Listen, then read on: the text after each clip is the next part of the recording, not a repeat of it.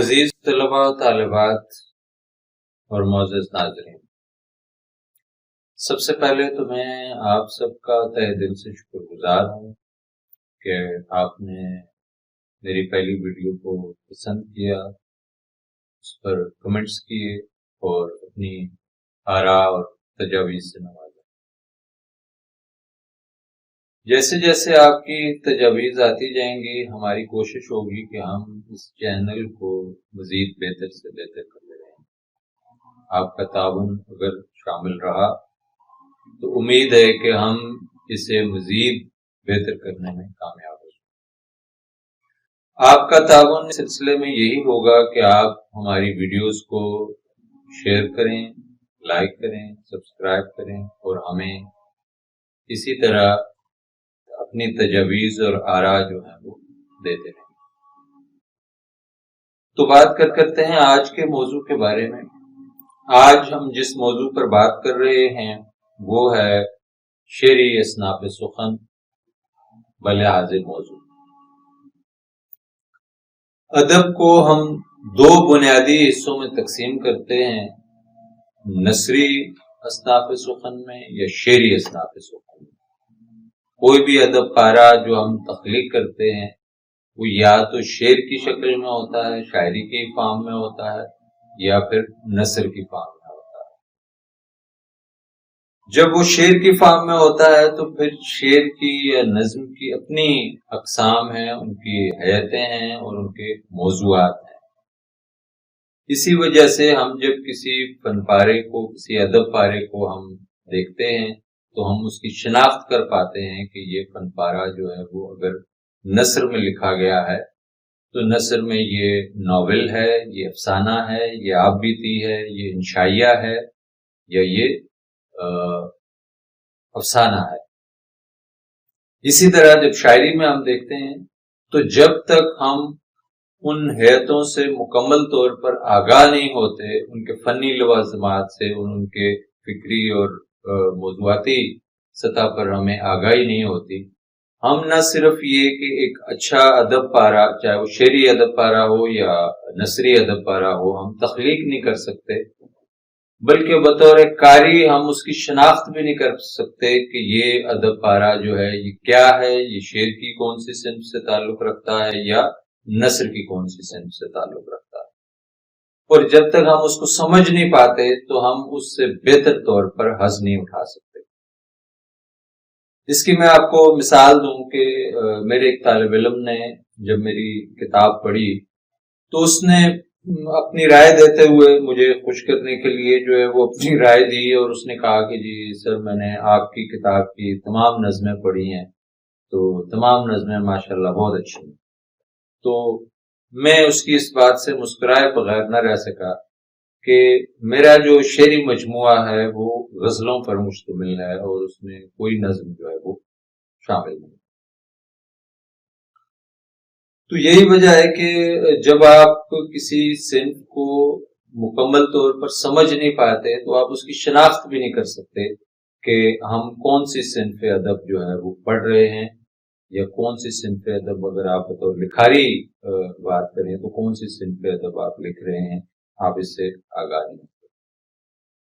تو چلتے ہیں ہم اپنے بورڈ کی جانب اور آج کے موضوع کو باقاعدہ طور پر شروع کرتے ہیں۔ عزیز طلباء، طالبات اور معزز ناظرین، آ گئے ہیں ہم اپنے وائٹ بورڈ کی طرف۔ جس طرح کہ میں نے آپ کو بتایا تھا، آج ہمارا موضوع ہے شعری اصناف سخن۔ شعری اصناف سخن کو ہم بنیادی طور پر دو اقسام میں تقسیم کرتے ہیں، شعری اصناف سخن بلحاظ موضوع اور شعری اصناف سخن بلحاظ حیت۔ موضوع کا مطلب ہے کسی چیز کا خیال، فکر یا سوچ۔ جب ہم کسی ادب پارے میں کسی خیال کو، کسی خاص ایک موضوع کو اور کسی فکر کو پیش کرتے ہیں تو وہ جو تمام اصناف ہیں وہ شعری اصناف سخن بلحاظ موضوع کی ذیل میں آتی ہیں۔ اسی طرح شعری اصناف سخن بلحاظ حیت، حیت کا مطلب ہے سٹرکچر، اس کی فارم، اس کی ساخت، اس کی وضاحت، اس کی شکل، اس کا ظاہری جو حلیہ ہے وہ جو ہے حیت کہلاتا ہے۔ تو آج کا ہمارا موضوع چونکہ شعری اصناف سخن بلحاظ موضوع ہے، تو ہم اس کی جو آگے اقسام ہیں ان کو ہم پڑھتے ہیں کہ ہمارے پاس جو ہے وہ موضوع کے حوالے سے کون سی شعری اصناف سخن ہے۔ شعری اصناف سخن میں جو ہم جن پر بات کریں گے، ویسے تو موضوع کے حوالے سے اصناف سخن کی جو تعداد ہے وہ اس سے زیادہ ہے، لیکن فی الوقت میں نے ان 10 اصناف کا انتخاب کیا ہے جو زیادہ طلباء کو اور عمومی جو قارئین ہیں ان کا واسطہ پڑتا ہے، جن سے ہم ان کے حوالے سے بات کریں گے پہلے، اور پھر جو ہے آنے والے دنوں میں ہم مزید اس کی جو اقسام ہیں موضوع کے حوالے سے ان پر بھی بات کریں گے۔ تو پہلی جو قسم ہے وہ حمد ہے، دوسری نعت ہے، غزل ہے، شعر آشوب ہے، قصیدہ ہے، مرثیہ ہے، مثنوی ہے، گیت ہے، پیروڈی ہے اور ہجو ہے۔ یہ 10 اصناف سخن ہیں جس پر ہم آج بھی اور آنے والے 2-3 لیکچرز میں بھی بات کریں گے، اور ان کو ہم تفصیل سے جو ہے وہ زیر بحث لائیں گے۔ پہلی جو قسم ہے موضوع کے حوالے سے اصناف سخن کی، اس میں حمد ہے۔ حمد کی تعریف ہم بچپن سے پڑھتے چلے آ رہے ہیں کہ حمد جو ہے وہ ایک ایسی نظم ہوتی ہے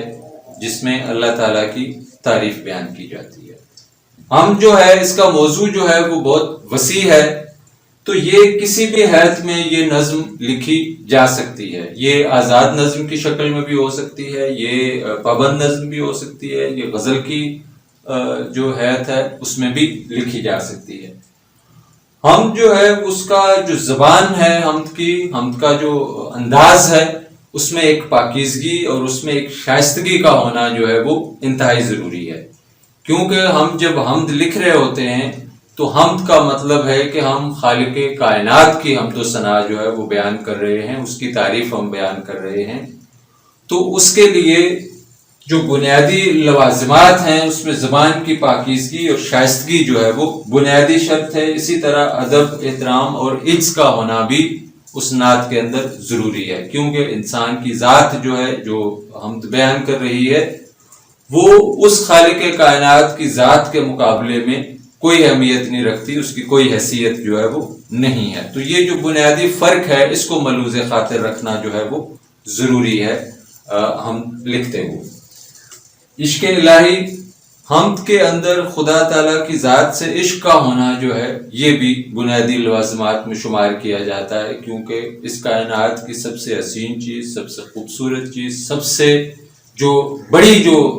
ہستی ہے جس نے اس تمام کائنات کو تخلیق کیا ہے، اس تمام کائنات کو بنایا ہے، وہ خدا تعالیٰ کی ذات ہے۔ تو اس کی حمد و ثنا بیان کرتے ہوئے اسی کے شایان شان جو ہے وہ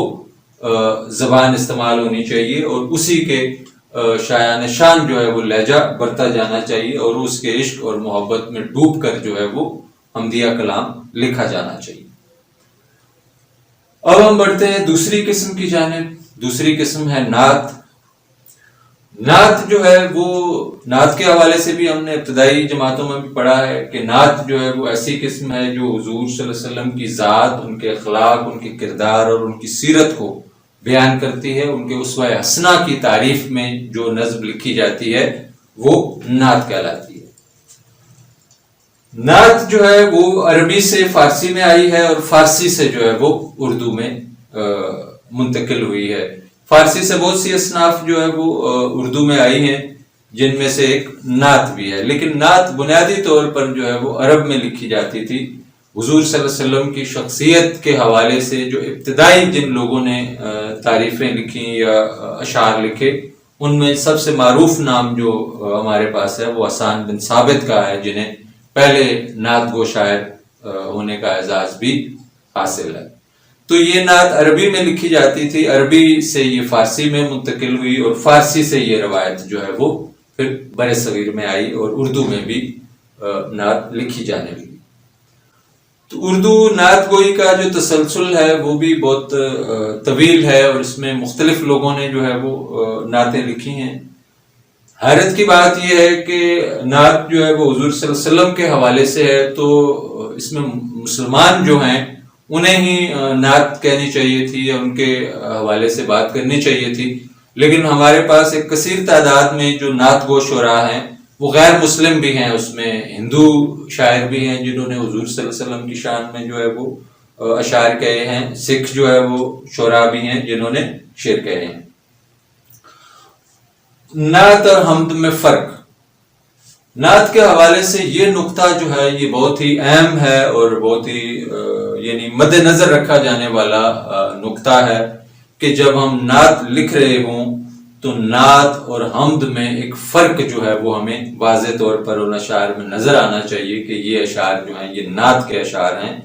یہ حمد کے اشعار نہیں ہیں۔ یعنی حضور اکرم صلی اللہ علیہ وسلم کی ذات جو ہے وہ انسانوں میں سب سے افضل ترین ذات ہے، لیکن خدا کے مقابلے میں ان کی ذات کو لانا جو ہے یہ ایک مناسب رویہ جو ہے وہ نہیں ہے۔ اور نعت میں عمومی طور پر شعراء جو ہے وہ حضور صلی اللہ علیہ وسلم کی عظمت اور بڑائی کو بیان کرتے ہوئے جو ہے وہ اس حد تک چلے جاتے ہیں جس میں غلو آ جاتا ہے، اور یہ بات جو ہے وہ یعنی وہ اوصاف بھی حضور صلی اللہ علیہ وسلم کے ساتھ منسلک کر دیے جاتے ہیں جو کہ خدا کی ذات کے ساتھ منسوب ہیں۔ تو یہ چیز جو ہے اس کو مد نظر رکھنا جو ہے وہ انتہائی ضروری ہے نعت لکھتے ہوئے۔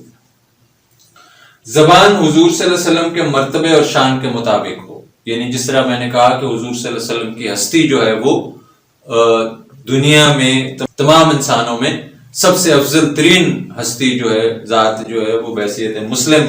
ہم سمجھتے ہیں کہ حضور صلی اللہ علیہ وسلم کی ذات ہے۔ تو جب ہم ان کے حوالے سے الفاظ و تراکیب استعمال کر رہے ہوں، جب ان کے حوالے سے ہم ان کی تعریف میں الفاظ بیان کر رہے ہوں، تو وہ الفاظ بھی اس مرتبے کے شایان شان ہونے چاہیے، اس ذات کا جو منصب ہے، منصب عالی شان ہے، اس کے مطابق جو ہے وہ زبان استعمال ہونی چاہیے۔ اس میں عامیانہ زبان کا استعمال جو ہے وہ قطعاً مناسب نہیں ہے۔ اور اسی طرح نعت جو ہے وہ بھی کسی بھی حیت میں لکھی جا سکتی ہے، جس طرح حمد کے حوالے سے میں نے کہا، یعنی نعت جو ہے وہ آزاد نظم کی شکل میں بھی ہو سکتی ہے، وہ پابند نظم کی شکل میں بھی ہو سکتی ہے، اور وہ غزل کی حیت میں بھی لکھی جا سکتی ہے۔ نعت کے حوالے سے بات کرتے ہوئے میرے پاس اس وقت، جس طرح میں نے آپ کو بتایا تھا کہ سکھ شعراء نے بھی جو ہے وہ نعتیں کہی ہیں، تو ایک شاعر کی جو ہے وہ ایک نظم میرے پاس ہے جو نعتیہ رنگ لیے ہوئے ہے، تو میں چاہتا ہوں کہ میں وہ نظم بھی آپ کے سامنے پیش کروں۔ ہم کسی دین سے ہوں قائل کردار تو ہیں، ہم ثنا خوان شہ حیدر کرار تو ہیں، نام لیوا ہے محمد کے پرستار تو ہیں، یعنی مجبور پہ احمد مختار تو ہیں، عشق ہو جائے کسی سے کوئی چارہ تو نہیں، صرف مسلم کا محمد پہ اجارہ تو نہیں، میری نظروں میں تو اسلام محبت کا ہے نام، امن کا آشتی کا مہر و مروت کا ہے نام، وسعت قلب کا اخلاص و اخوت کا ہے نام، تختہ دار پہ بھی حق و صداقت کا ہے نام،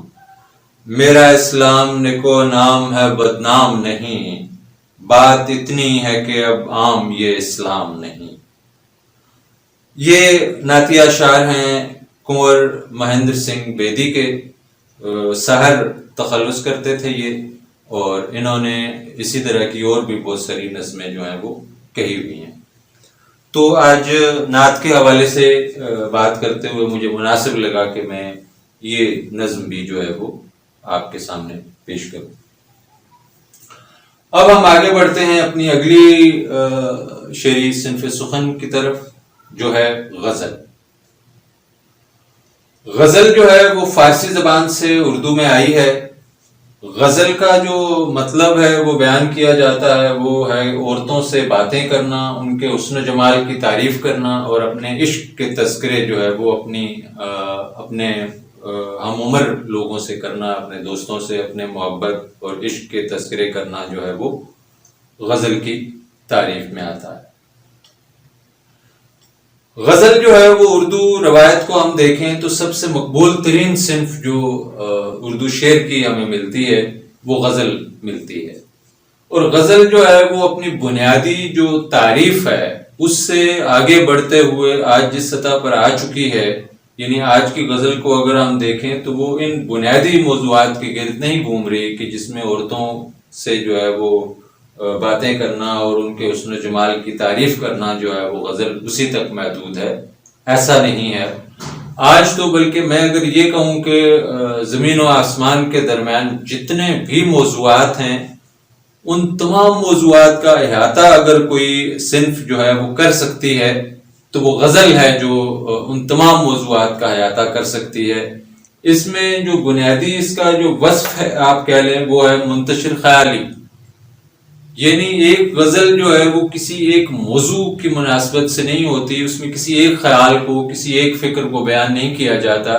اس میں مختلف خیال ہوتے ہیں اور بعض اوقات تو متضاد خیالات بھی ایک ہی غزل میں جو ہے وہ پیش کر دیے جاتے ہیں۔ یعنی غزل کے اگر پہلے شعر میں ایک بات کی جا رہی ہے